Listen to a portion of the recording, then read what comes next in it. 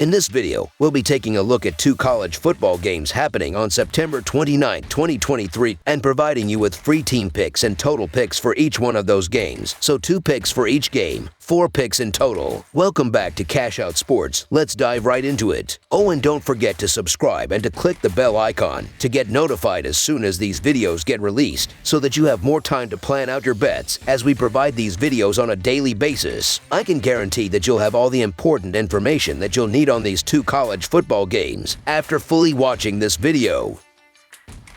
One more thing before we start. If you would like to gain access to our best exclusive sports picks to take your journey to the next level, then check out our Patreon in the link down below, where we offer our best single picks, parlay picks, and much more. Now let's get started. Louisville versus NC State. The Atlantic Coast Conference highlights Friday night again when the Louisville Cardinals travel to take on the NC State Wolfpack. Both teams are undefeated in conference play. Louisville just destroyed Boston College at home 56-28, easily covering the 14-point spread. NC State just won in Virginia 24-21, but did not cover the 8.5-point spread as favorites. These teams met last year, with Louisville winning 25-10 at home. NC State comes into this game with a 3-1 record overall, and the only loss came against Notre Dame. In the last game against Virginia, NC State was able to win, but it was by only 3 points, and the game should have never been that close if this team is actually really good. Under center for NC State is Brennan Armstrong, and in the last game he completed 15 of his 30 passes for 180 yards, 2 touchdowns, and 1 interception. NC State is averaging 29 points while their defense is giving up 22 points per game. On the season, Armstrong has thrown for 859 yards, 5 touchdowns, and 4 interceptions. Louisville comes into this game with a 4-0 record, and it appears that Jeff Brom is really turning around this program.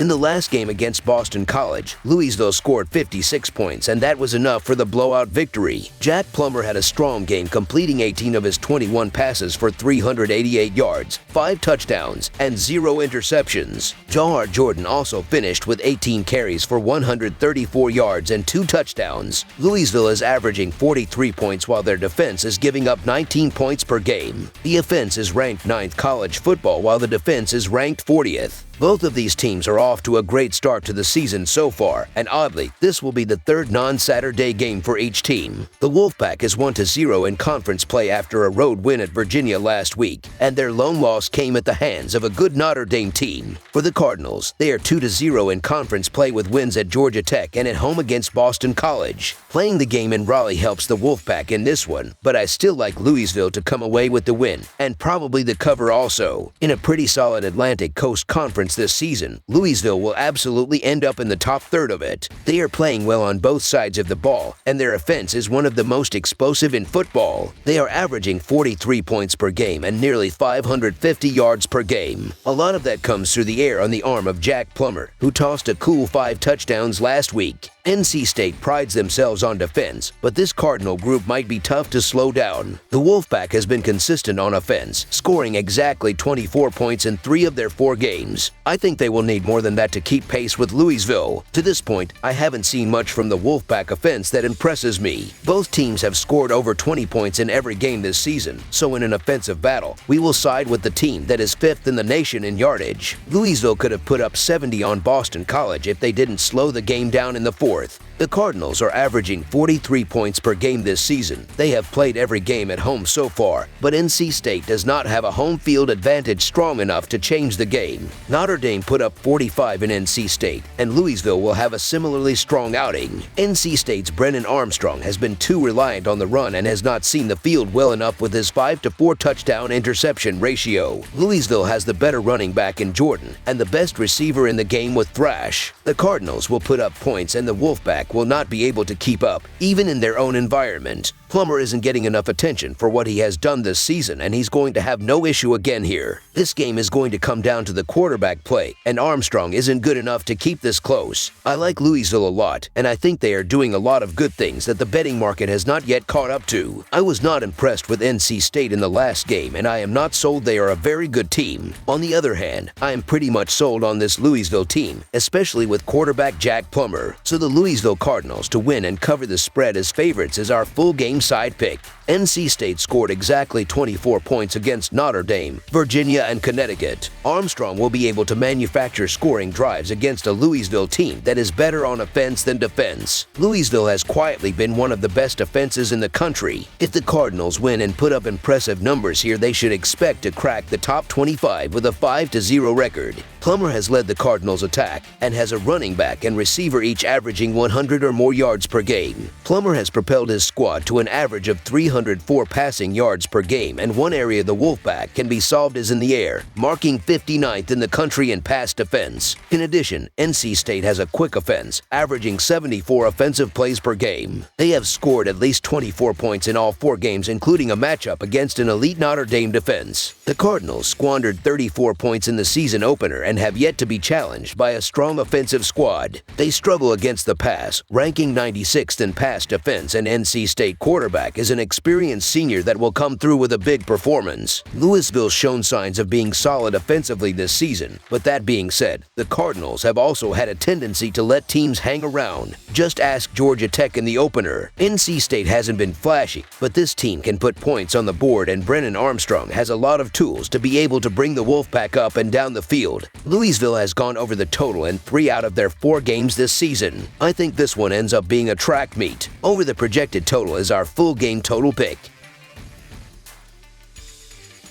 Utah versus Oregon State. This Friday night Pac-12 matchup features the number 10 Utah Utes traveling to take on the number 19 Oregon State Beavers at home. Utah remained undefeated after their first-ranked matchup at home against number 22 UCLA, with the team coming away with a 14-7 win. Oregon State will be looking to bounce back after their first loss of the season came on the road at the hands of number 21 Washington State. The Utes enter their upcoming game on the road against Oregon State as underdogs despite being ranked higher than the Beavers. The offense for Utah will be the key for them in this game. They have to find a way for their pass catchers to get more involved, whether that be implementing more motion or RPO to use the run game to fuel the pass. While they are a run-heavy team and that works for them, being one-sided will not bode well for them in this game, especially if they trail as it progresses. This is where the defense comes in. The offense will likely struggle in a tough road environment, so they need their defense to keep them in the game and get Oregon State's offense off the field. This may be asking a lot of the Utes, but they are going to have to play well if they want to win on the road against a tough conference opponent. The Beavers enter their upcoming game at home against Utah as favorites over Utah. Playing at home influences this a good bit, but the Beavers are going to have to prove they are deserving of being the favorite. With that being said, the defense is going to be crucial for Oregon State in this game. They have to find a way to limit downfield passing and prevent opponents from continuously moving the sticks against them. Utah has found much success on offense this season, so there is no better time to start than this game. The offense will also have their hands full this game facing a stout Utah defense. For them to move the ball consistently, they will have to establish the run early on in the game and allow for it to open up the passing game. The Utes' run defense is their strength, so if the Beavers can take that away early, they will have a much easier time operating their offense. The Pac-12 is going to be a war all season long, and no game epitomizes this point more than this contest between the Utah Utes and Oregon State Beavers on Friday. Utah entered in last weekend's game against UCLA mired in uncertainty, especially without the services of their starting quarterback, all-conference tight end, and a number of key players in the trenches on both sides. However, those offensive shortcomings didn't seem to matter as the Utes' defense turned in an absolute masterpiece to carry the team to a massive win over a Bruins offense that had been running hot prior to that game. Utah had a whopping 11 tackles for loss, plus 7 sacks, and forced 2 turnovers, including a pick 6 on the opening play of the game that ended up the difference in the victory. The challenge won't get any easier for the Utes as they now head to Corvallis for a date with an Oregon State team fresh off a narrow loss at Washington State. First and foremost, the identity of both of these teams lies in the trenches. Oregon State is terrific on the offensive line, and Jonathan Smith's group is a run-first attack, with Deshaun Fenwick leading the way out of the backfield. The Beavers have been excellent at home under Smith, and I expect a strong effort from Oregon State on a short week. While DJ Uyunglele has certainly improved, passing the ball against this elite Utah pass rush would be a bad idea anyway, as the Utes' defense is 4th in opponent expected points added per play and 3rd in opponent expected points added per dropback per CFB graphs. On the other side, if Cam Rising is unable to suit up, this Utah offense will likely struggle mightily once again. This would be the first true road start for Utah backup quarterback Nate Johnson, even though he did see action down the stretch against Baylor back in Week 2. It's safe to say that this will will be a more hostile environment than in Waco, and it's not like the Utes were making much hay in the passing game at home either, as they currently sit at 120th in expected points added per dropback on the season. The Beavers were on their heels for most of the game against Washington State, and though they improved late with 21 fourth quarter points, Oregon State wasn't all that competitive for most of the game. The Beavers gave up 422 passing yards, 27 first downs, and 8.1 yards per play in the defeat. This should be another tough matchup, but if Oregon State plays well, I think they'll be right in the mix. As for Utah, they started out great in the first half but faded on the scoreboard after the break.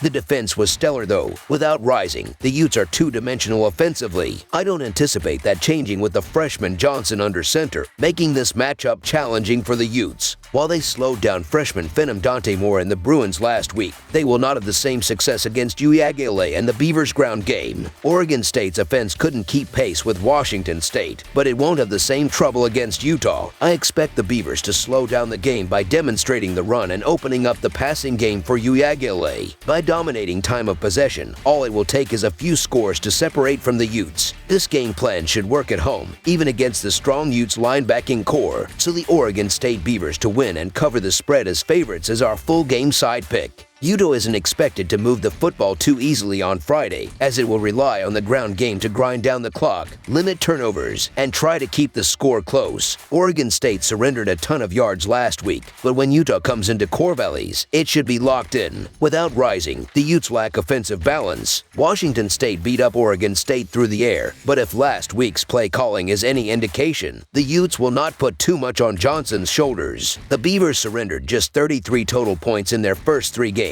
They'll look much more like that squad than the one that took the field last week versus Washington State. Oregon State can certainly run the football, and UAGLA has played pretty well, but this Utah defense is no joke. It should limit the Beavers to fewer than 400 total yards, making them work for every yard. Oregon State will have more success later in the game as the time of possession swings in its favor, but it's still not going to be easy. Utah's defense has also been one of the best in the country, holding teams to an average of 9.5 points in their first 4 games. Oregon State's defense hasn't been the best, but neither has Utah's offense, which is also playing on the road, so they should struggle as well. This game will likely see both teams punting and stalling out in the red zone often, resulting in more field goals and, more importantly, less points. In terms of trends, Utah has gone under in all 4 of their games so far. In addition, when these teams have faced off in the past, they have gone under in 7 of their past 10 matchups overall. With all that said, given all of the uncertainty around rising status, it's unlikely that Kyle Whittingham gives an update on his start quarterback before a few hours prior to kickoff. Throw in the fact that rain and wind is expected in the forecast on Friday,